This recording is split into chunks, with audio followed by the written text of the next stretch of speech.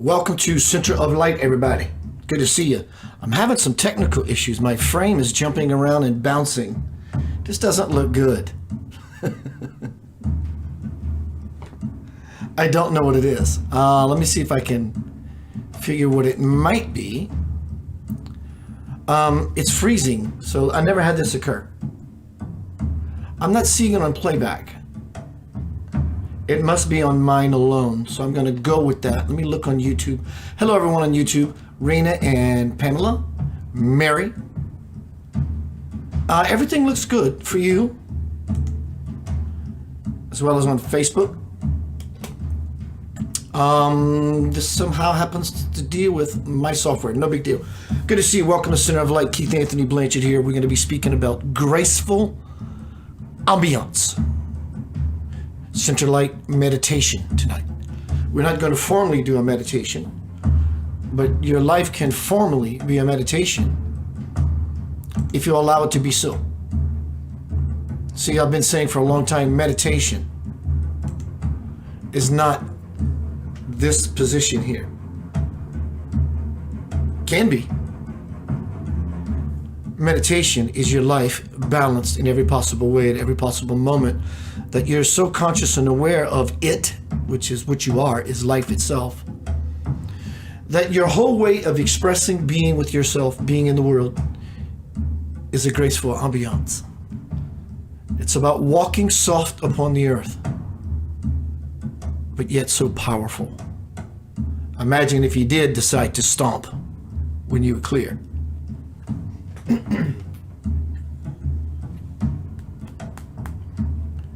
Graceful ambiance looks like this. It seems like there's a lot of that not happening. That's other people's concern, not yours. I did have a dream the other night with two. Let me make sure that everything is still fine in these rooms. My technology is skipping. Maybe yours isn't. Yours is as smooth as a baby's bottom. I had a dream the other night of two Russian model aliens, sisters. And when I came upon them, I got into their spin, into their zone. Heavenly, cosmically, it was quite delicious. Swirly and dreamy, I said to them. And we all said in unison, but in a good way. It was very, very dreamy, very, very swirly. Lots of consciousness moving about. And one thing they imparted to me before I woke up was, now is the time to collect your tribe. Keep your clan small. Doesn't exclude anyone, because every individual has their own clan, and in such a way, everyone is covered. Keep your tribe small. That way you're most effective as you walk softly upon the earth. Too many can become overwhelming. Just keep your tribe small. You take care of your handful. Full in, full out, all around, without a doubt, all about. Take care of that small family of yours. You got to cover. Too much can be overwhelming. So tonight is, in that regard, graceful ambiance. I am going to play a video here in just a little bit of a new teacher of mine. I love him, Shunya Murdy. And somehow I'm walking in his steps because I'll have a show presentation idea, and I'll just go to where his videos are and see that the first or second one I look at is like, wow, that so paints the picture. So tonight is Center of Light meditation.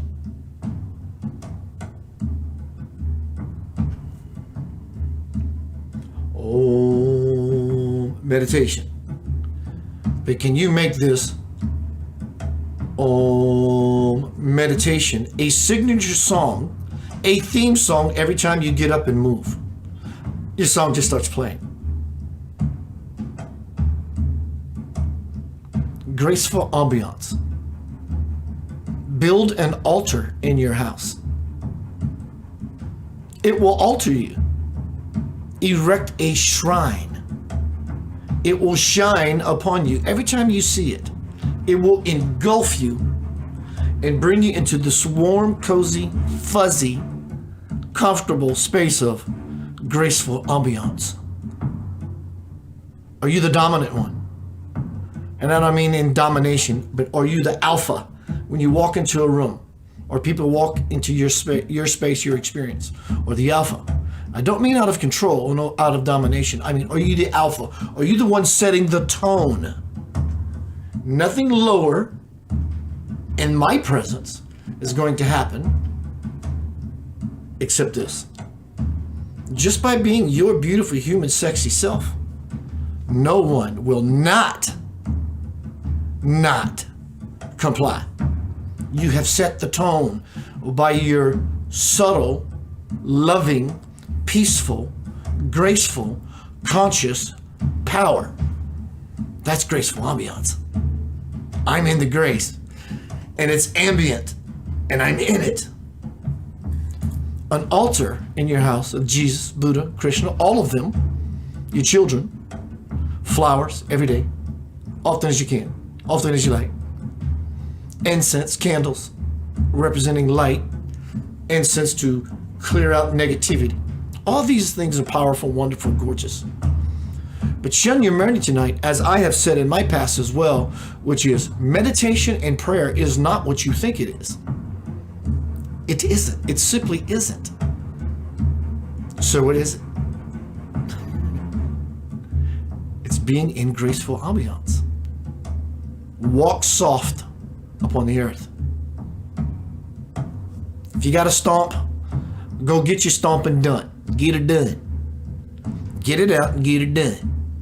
Versus just constantly walking around stomping on the earth. And you know, I don't mean necessarily literally stomping. I do. But it's deeper than that. You know if you're stomping. How you woke up this morning and it's Monday and you're going to a job that you hate. That kind of stomping. When too many people start to stomp, the earth will begin to vibrate. Maybe the foundation of our lives are being shaken by that stomping as to why we stomp. And in turn, Mother Earth says, "You're making my belly rumble." And she begins to stomp. What is a graceful ambiance? For an example, a demonstration, what you see as this room, for me, describes a graceful ambiance. I live in it daily. In fact, I live in my bedroom with my little cat right here. I create a graceful ambiance. Everyone has their own. But are you owning it and erecting such a shrine to yourself? The shrine really not to God. God doesn't need your help. God doesn't need your praise.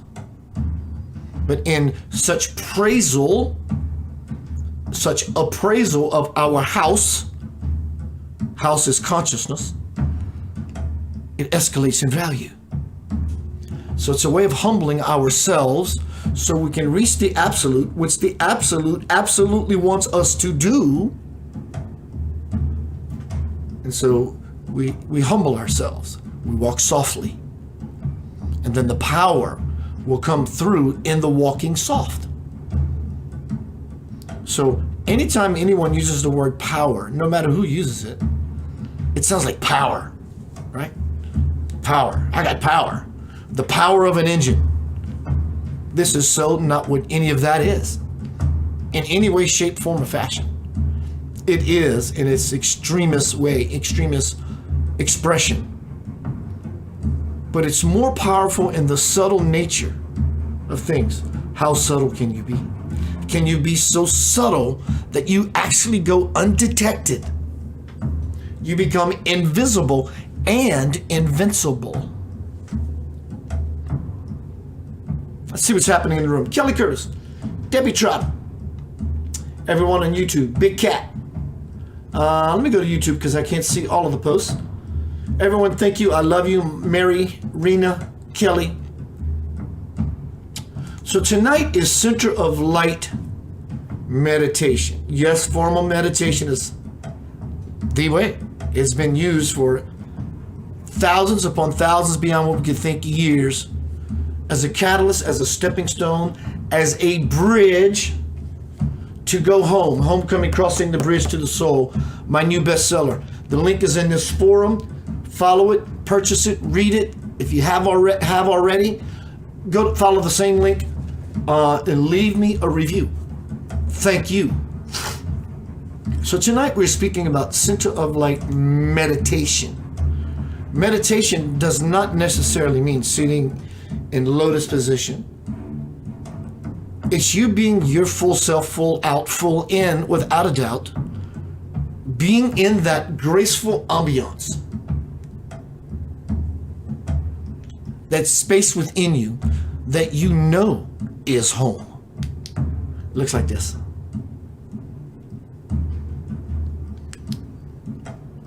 Feeling wise, it's joy. Mind wise,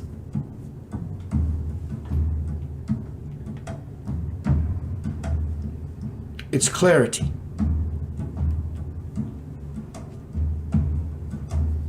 Action wise, it's service.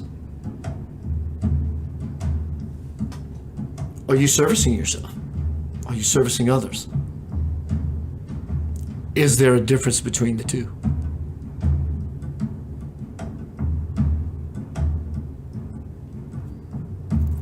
Do what you can. It will change you. By creating an altar, it will alter you. It will lift you. It will exalt you. Walk soft on the earth. And when you do walk, it will be as thunderbolts.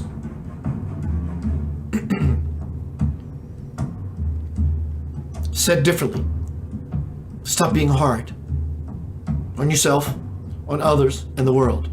I'm still learning that one, integrating it. I've learned it. I'm integrating it to where it becomes a natural part of my ambiance. You see, those things that you don't like in your life, things you're afraid of. I can keep naming ideas, but those things, they're all part of your ambiance, including all the things that we would label as good. It's just our ambiance. And we all have our own song, our own theme song. We get up and we move to it. Every day we move to 9 to 5 grind, if that's what you do. Or if you're doing a whatever, or if you believe a whatever. Whatever it is that you're doing, you are in an ambiance. The question simply becomes, is yours one of chaos or grace? The moment of pure meditation is the consummation, yet at the same time, the completion, the fullness of grace. You will know you have successfully meditated. Whether your eyes are closed or whether your eyes are open and you're moving about in your world, you will know. Open-eyed meditation, if equally powerful, if not more so, because you're using all your senses. People say you should get beyond your senses. Absolutely. It's part of the enslavement of the human prison. I understand. But that's when they are erroneously used. But when you can fall into graceful ambiance and engage the senses, now you have this amazing awareness of the outside. We call this the outside and this the inside. That's really not the truth of it at all. The world, God is the world turned inside out. So if that would be the truth, there's nothing that is not inwardly, because God is omnipresently. Graceful ambiance. Dedicate yourself. Promise, vow to yourself. I'm going to find 10 to 12 things. Not just a whole bunch of stuff that means something to me and you clutter up your space, your power. You don't have to bang on the earth. Softly walk on the earth. Softly place things that are truly at the top of your inner priority list. whatever deity, if you have one. Picture of your beautiful self with an amazing accomplishment of yours. Picture of your children. A favorite book of yours that changed your life. You will feel the energy of your soul calling you homeward when you walk by, because it will feel like you. Next week, you might realize a particular piece needs to come off and be replaced with this one. And there you have it. And then you start learning this pattern, this language that you begin to have with your sacred self, because the altar represents the sacred aspect of you as to why you are not only fashioning it, but giving it up of yourself, giving it to yourself. The altar will alter you. Tonight is Center of Light Meditation, Graceful Ambiance, walking soft on the earth, and carrying a big old spiritual stick. My software is still doing it. Let me check out everything. Everything looks good. I don't know what's happening, but I'm good.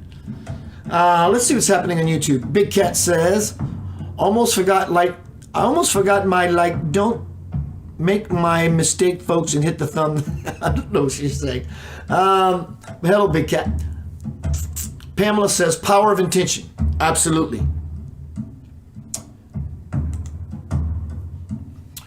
So a new teacher has come along in my life, and he's changed my life, expanding me further into the kingdom. Let's see who's here on YouTube. I see some Kelly Curtis, Debbie, Sana, hi Sana, Carmen Shasha says Yanavaj. Yes, meditation, it's the way to find your inner source, your peace. Robert Harrison, brother. I'm looking for the roadmap in the back of the book. Kelly Renando says, thank you for clarifying meditation. You're gorgeous, darling. Thank you for your constant presence in my life. It was wonderful to hug your neck and kiss you on your cheek a couple years ago. Robert Harrison says, it is mind-blowing. Pamela Drennan of the Angelic Kingdom has just come on Earth for a little while to say hi to all of us. So I'm going to take a short pause. I'm going to come back with a video by my new spiritual teacher. I'm following it. It's so amazing. It's like when he speaks, it's like he's singing. He doesn't stammer. He does not stutter. He doesn't have to repeat anything twice. He's in this amazing fire, this ember, and you will see this ember glowing on him. If you relax into his experience, truly relax, and relax the eyes, this will begin to open up. Not only will you see that light, that soft glow that hovers all over him, you will feel the soft glow that is he. He's going to share with you what meditation is. Yes, we call meditation, and it's properly named meditation because I'm going into meditation. That's beautiful. Can we be all that in a bag of chips? Can we now open up? Have we now reached the level to where we can open, be aware of the openness that we are by our nature and our essential self, which is, I just need to become a graceful piece of human art that can talk, express, move however I can, do whatever I can, to be consciously forever in the divine ocean of graceful ambiance. That is eternal meditation, because whether you are a starseed, a guru, a student, a yogi, the only way any of us can ever stay in the garden of eternal divine bliss forever is we have to be consistently forever in graceful ambiance. This is the importance of an altar as a stepping stone to alter you into your life becoming an ongoing meditative state of graceful ambiance. Do you think the angels or higher kingdoms, spiritual realms, do you think they're not in ongoing meditation? They're not sitting here ongoingly going, oh, well, now I have no time to fly this spacecraft or take care of my celestial children because I'm sitting here not breaking meditation. They've surpassed that. Completely surpass this level of consciousness. Prayer. Who are you praying to? I get it. Prayer's a necessity. That is a meditation. But it's a necessity to reach the higher levels, Jesus, or the Christ principle, the Christ consciousness, or Buddha, or that which means anything at all. It's all required. Have we arrived at the golden door? Knock and ye shall enter. And the door's opening. How do you walk in? You could step for a step. Your first step would be to step. Okay, now you've crossed the threshold. Congrats, you done it. Now, what is required is to forever be in the graceful ambiance. And then you take another step into the kingdom. Take another step into the kingdom. With every choice that you make that keeps you remained in graceful ambiance, you will forever be there. As soon as you have no graceful ambiance, it will flee from you. Yet to be grabbed again and gained again.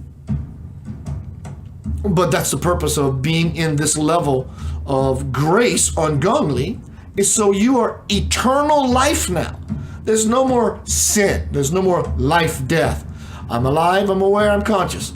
I don't know anything, I'm afraid. I'm alive, I'm joyful, I'm blissful, I'm conscious.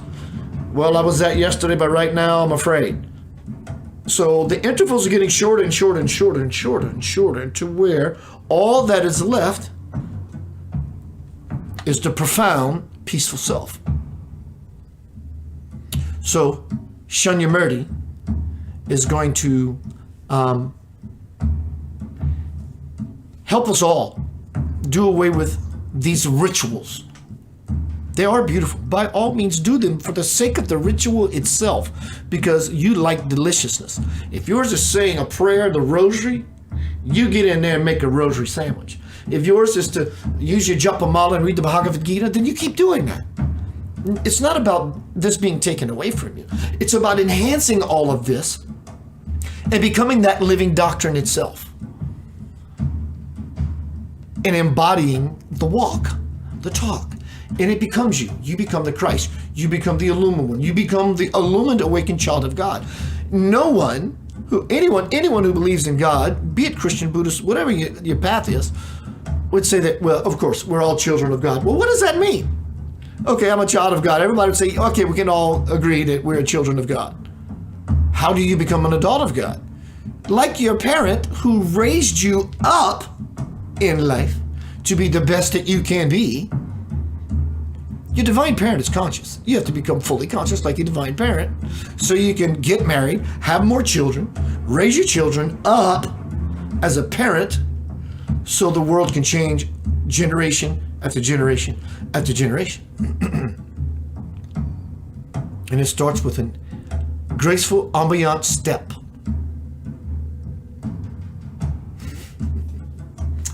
I'm going to play a song, going to come right back, and we're going to get into some teachings of Shunyamurti. I just love this guy. He makes it easy. It's always easy, always has been. But he makes it easier to see the picture, the one that's not revealed. He is the revelation or the revealing of the picture. He's personifying what he is speaking about. He's not just speaking words to you. He's vesseling cosmic energy that took him years to work on this machine that we all know as ourselves, which is not who we are in the first place, nor the second place, nor will it ever be true. But we're convinced that it is such. He's broken through the illusion. I recently started playing this new Lavender Soul song called Beautiful World. So after Bernard and I worked on this song, I left an empty space and I said, I want a strange, not strange, but one we would never think to use. He said, like what? And I said, I don't know, let's think about it. And as soon as he left, it hit me. I said, I want a harp. So we got this 13-year-old boy to play the harp on this song.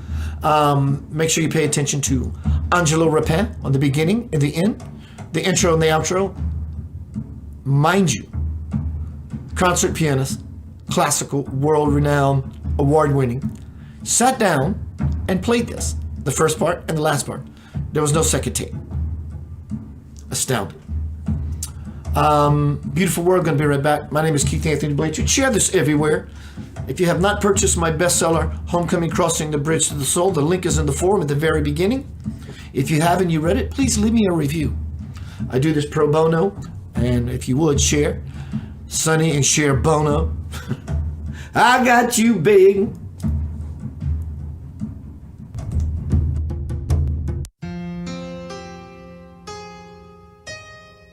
In a beautiful world, unconditional love would do the influencing, for it is the most effective way I know to create the peace that you seek.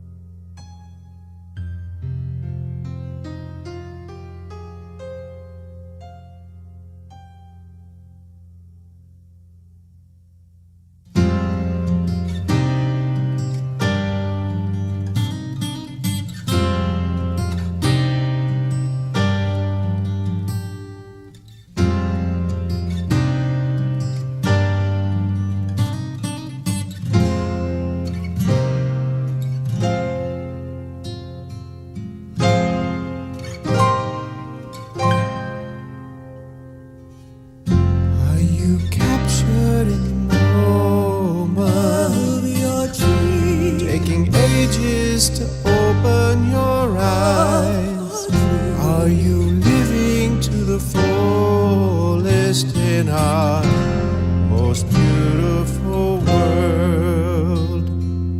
Most beautiful world.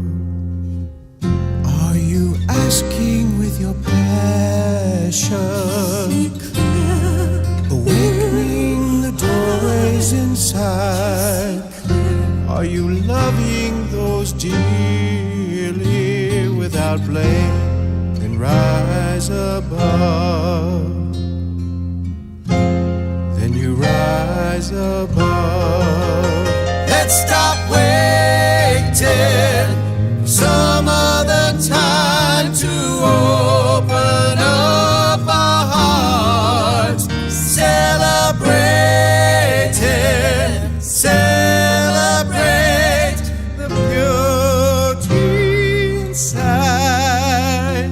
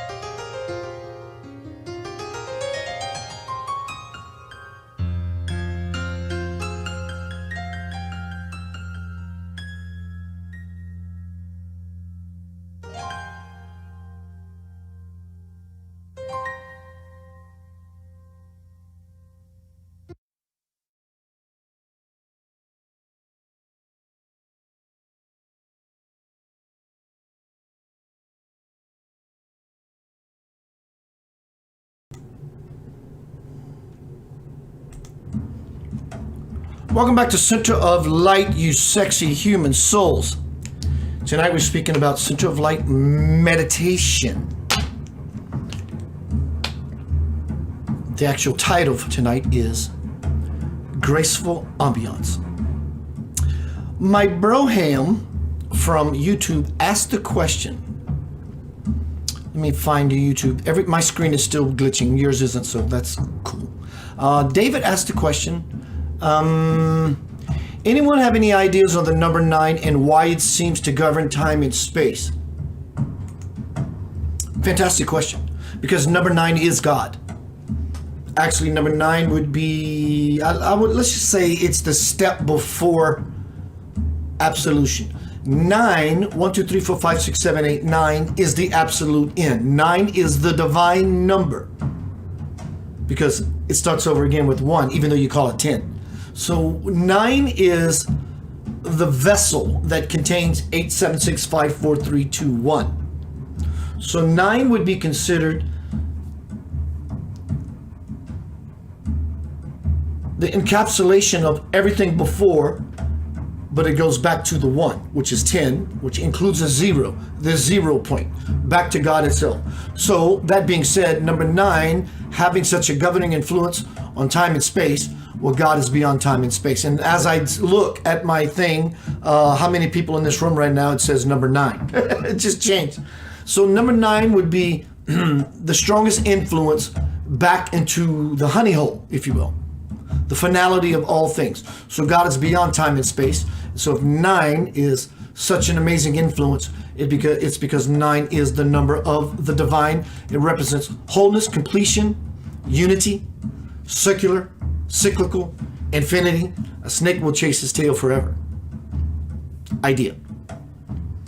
I now am dropping something in the forum, and then we're going to get to the video of Shunya Murti. This is something I wrote as a declaration, mantra, motto, lifestyle, affirmation for me. I am a soul of divine light here on this planet to use my God-given abilities for peace and unity as an anchor for the prophecy of heaven on earth. I am that which is and will always be. My intent is to be conscious every moment. That's what creates that graceful ambiance. My intent is to be conscious every moment, placing my feet on the path toward the kingdom of my divine birth. It is my divine birthright of which I now claim. Where I am from, where we are from, where I am from, there is no blame, shame, nor game, as I am the sole, S-O-L-E-S-O-U-L. I am the sole provider of my infinite experience. No person, place, or thing can affect me in my essence, for I am invincible. The part that you really are is invisible as well. My will is to forever move inward, upward, forward, toward the great central sun. S-U-N-S-O-N, the great central sun. I am that sun, daughter. And because I give warmth and light to everything, I can never die. I am eternal. That is the graceful, meditative state of graceful ambiance. My divine principal parent is calling me homeward, and I must go.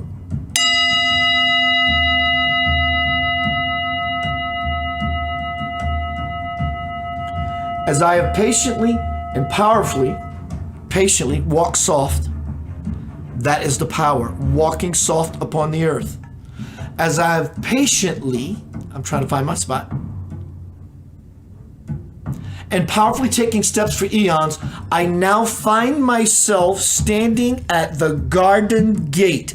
With every breath, I cross the threshold and into the kingdom of forever. At last, I am at peace, for I am a child of the infinite light of God, and so it is. Amen. When I mentioned before the song break is that we can step into the garden, and it's going to be pretty, and you can't wait to go to the amusement park to get on into the cosmic sandbox and all the rides therein. You're going to have to learn, I'm going to have to learn, we're going to have to learn how to be in the ongoing, unbroken flow of eternal, Graceful, Ambiance. That is the gig. There is no other gig in town. There's no bigger sheriff with bigger muscles, with a bigger gun. There is none. It brings the work that is to be done to the forefront, to the home front. Homecoming, crossing the bridge to the soul. This is what life has looked like for many of us for many, many years. And then we get our steps going. Everything's backwards, so forgive me. And then we start moving into lighter capacities, lighter realities. That is a rope bridge. It can be very wobbly until you get to the center point. Then it has the most potential to sway and wobble, or it can be completely and effortlessly balanced. And it's all up to the individual. Then when you get greater, now you know exactly how the bridge vibrates. Now you can dance with it. Because you know how it sways. You know its cadence. You know its song. So now you can add harmony to your walk and to the bridge itself. That all happens in the graceful ambiance, the meditative state of foreverness. Do you think Jesus, wherever he is, if he is anywhere, if not everywhere, do you think he's broken meditative flow? Down he would go, any of us. So there is a constant flow of meditation that exists, that we want to simply meditate as much as we possibly can, however you do that. But when meditation becomes an effort to become enlightened, enlightenment is the furthest thing that you can achieve. It's so paradoxical. It's so ironic. That's poetry in motion. Without further ado, Shunya Murdy is going to share with you what is the state of meditation.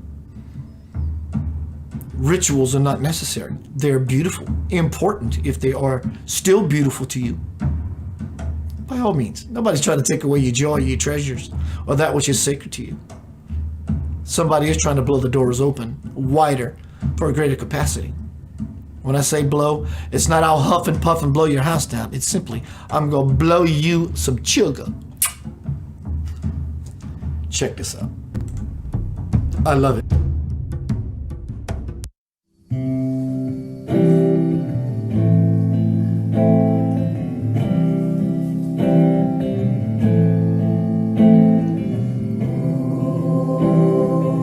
Life begins. Real life begins. A life in which the infinite creative power of the imagination, of the intelligence unlimited by the blinders of the ego, and the identification with the body and with the fears of mortality will flow and fill the life of beauty and truth and light and love.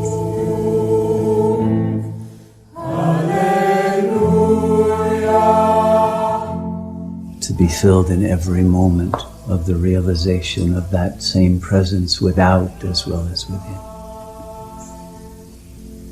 In a holy communion with every particle and wave that constitutes this universe.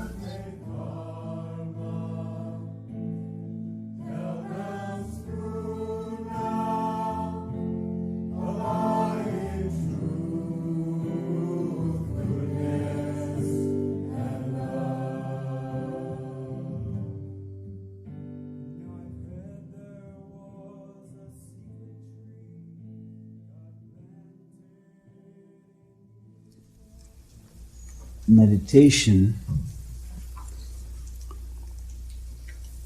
is not a matter of either technique or belief.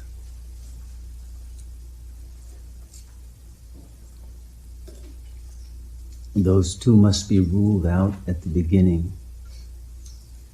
if meditation is going to be accomplished.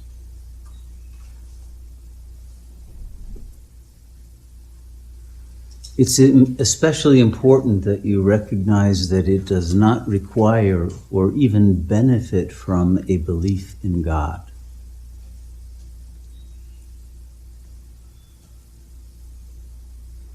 But a recognition that consciousness itself is a mystery.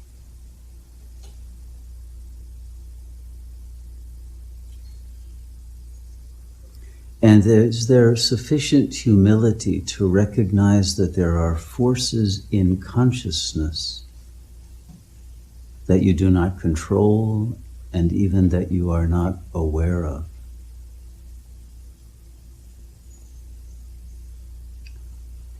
Including especially the source of consciousness itself.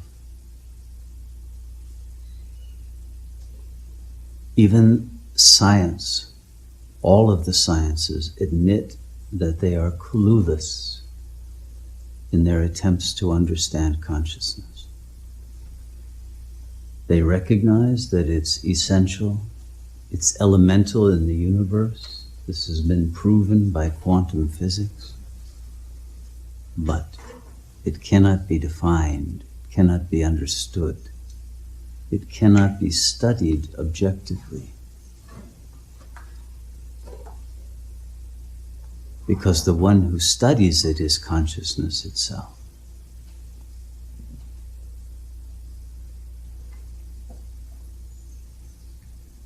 But it is an inherent impossibility to be able to study those powers of consciousness which have created you as an artifact, a construct that appears within consciousness. As Cohen said so eloquently last night, the ego is simply the brief elaboration of a theme, a tune, an emotion.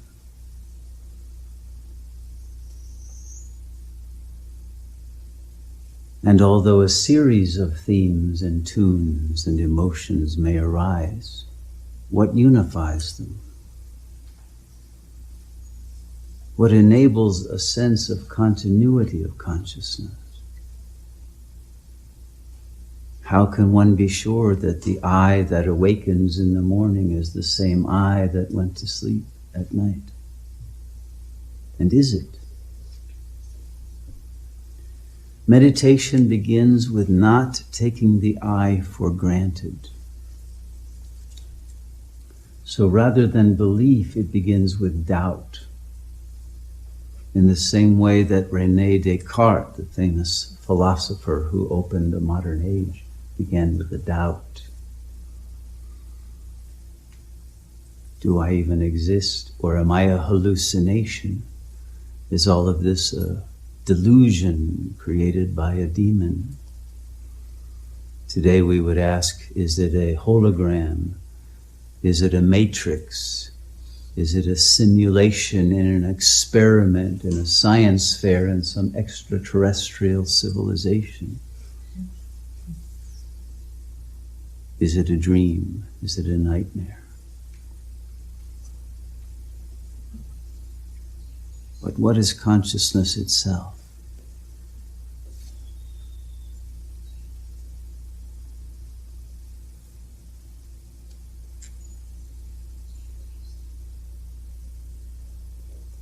It is this search for the origin, the derivation, the cause of our being, the source of our capacity for intelligence and feeling.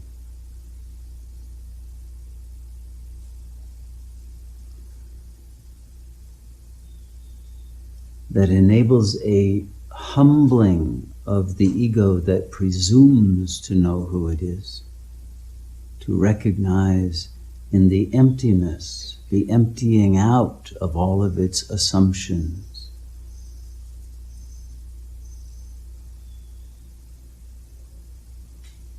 that there must be an invocation and an inward turning toward that source of our being, which can only be accomplished through an act of grace.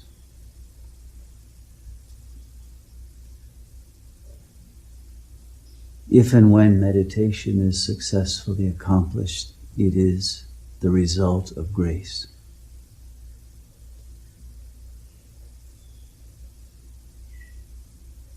It is given in the same way as in the Old Testament, the manna from heaven was given every morning in the desert. They didn't have any food in their rucksacks, and they were moving along and couldn't plant any, and it was a desert where very little was growing. But somehow every morning the manna would appear.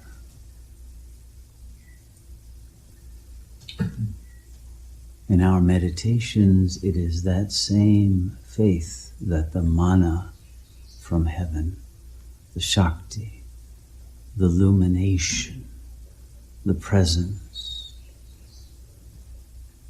of that inner other, of that power that is the real self,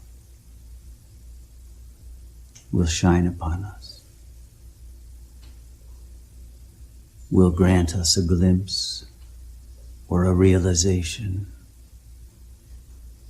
of the fullness of the being that we are, that is beyond anything we can think we are.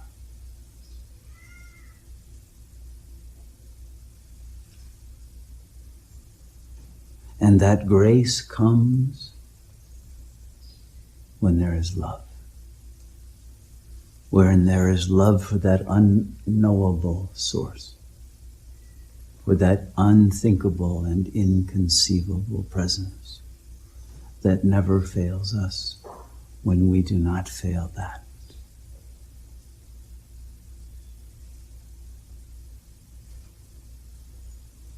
It is our willingness to show up, to sacrifice the ego and surrender its ambitions, its desires, its agendas,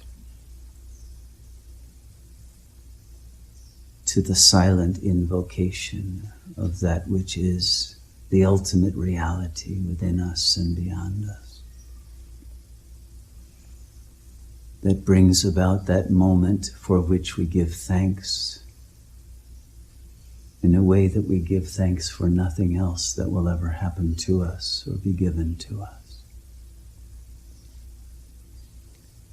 Because what we receive in that moment of grace, whether that moment continues forever or it leaves us with an indelible memory of the purity and power of salvation that is real beyond any dogma, beyond any sacred text, a knowledge that cannot be denied, that gives us at last a certainty about the promised land beyond the desert of the ego's habitation.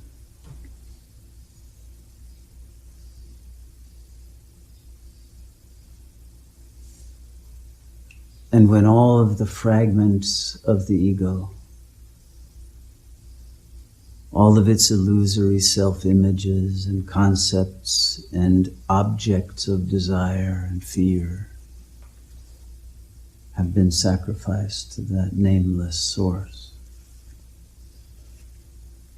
and the dread of the unknown has been replaced with the ecstatic willingness to give oneself fully to that supreme power, then the fulfillment of meditation is granted.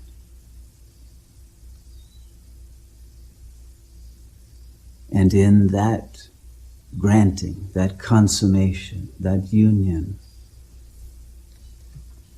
with that power that only then can be truly known as God, but also as self, and also as emptiness, and also as fullness, and with every conceivable name, and yet always with none.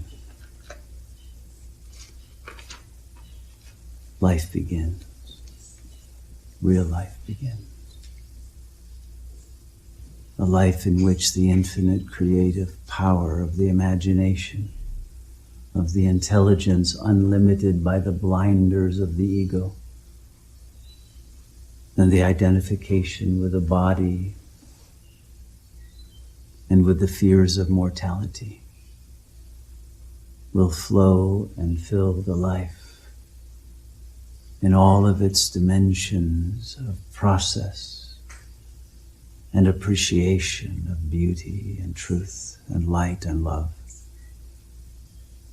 to be filled in every moment of the realization of that same presence without as well as within, in a holy communion with every particle and wave that constitutes this universe.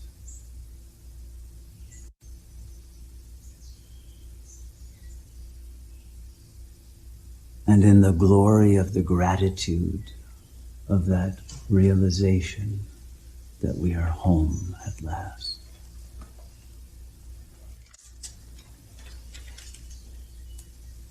And that this love is eternal, unborn, and will never die.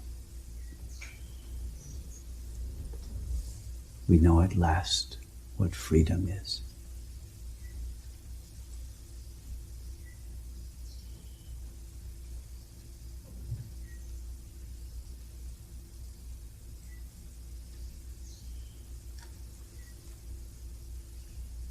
It is in the cultivation of this understanding and the energy, the will to silence, and to receive that grace, that the power and the integrity of our spirit to break the chains that bind us to the illusory attachments and identifications is also given us. So that no demonic energies, no anti-life energies, no residues of egoic sanskaras or tendencies or habit patterns can ever again impede us or block the flow of this grace that comes not from any individual but from a source that is everywhere and nowhere, and whose power has the one intention of liberating every being from suffering.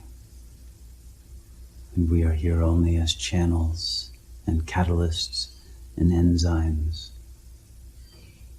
of that miraculous transformation that comes through the compassion of those who have suffered and whose suffering has been lifted by the surrender of all that constitutes our separation from God and our rebellion against truth and love and goodness, to enable that beautiful river of light and love to reach the ocean from which there is no return.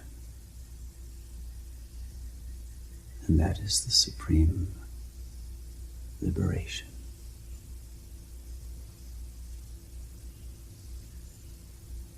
May we all be granted that ultimate gift in this life, here and now, through our wholehearted surrender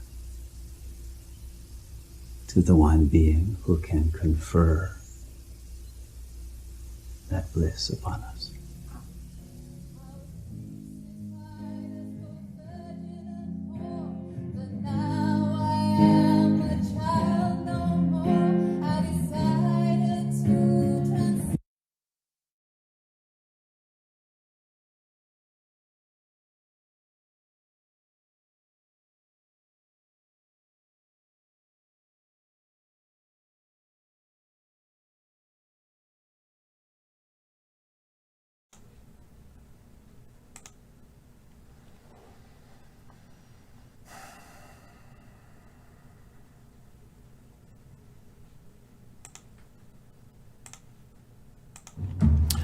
I did have a bonus video set up, but I didn't refresh it, so it won't engage. So I think we have a better understanding of what meditation really is. And graceful ambiance. It's a space of stepping softly, but powerfully. Never stomp upon the earth unless you are conscious. And when you are truly conscious, you will never feel a need to stomp ever again. Graceful ambiance. It's being in a state of grace. Meditation.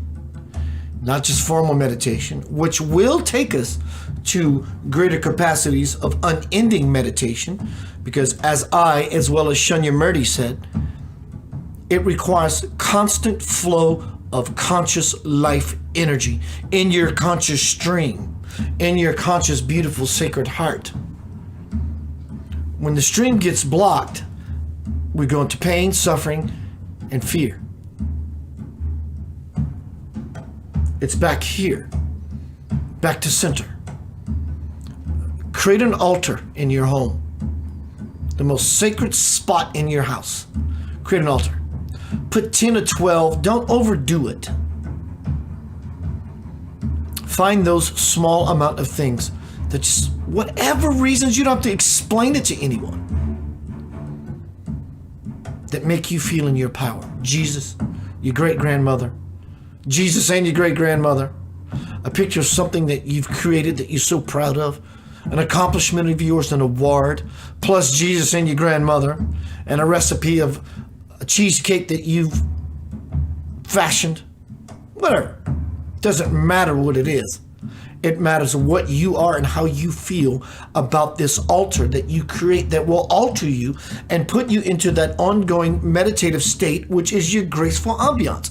Everyone has a theme song that plays when they get up. Some are like, and some are like, ah, and some are like, and some are like, rah, rah, rah.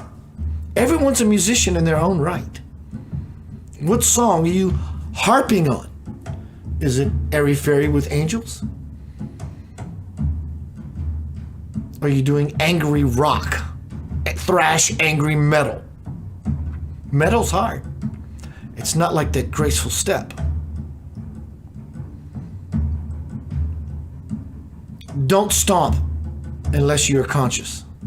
And you will realize when you become conscious, you will never find another need to stomp ever again. Stomping is allowed. Sometimes it is necessary.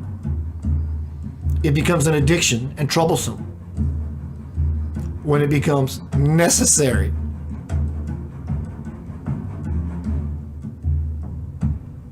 Center of light, meditation, graceful ambiance. Walk soft, walk powerfully. Let lightning strike when you walk, but let it be a calm, cool, breezy spring day when you intentfully step. Let the thunder of your foot being planted on the earth take care of itself. That's not your job. Your job is to walk soft, to be soft.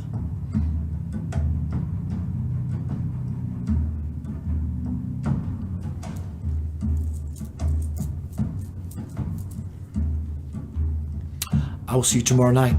I am open to suggestion. If you have a show topic you would like me to cover, send it to me. Send it to me no longer than a sentence. I'll figure it out. In the forum on YouTube or Facebook. Let's see what's happening on YouTube. Let me do a refresh. My little kitty cat wants my attention. She's cute. There we go. If you have a show suggestion for tomorrow, leave it here. I'll do the research. I'm always open to your ideas. I love hanging with you, playing with you, being with you in the garden as we learn to grow together.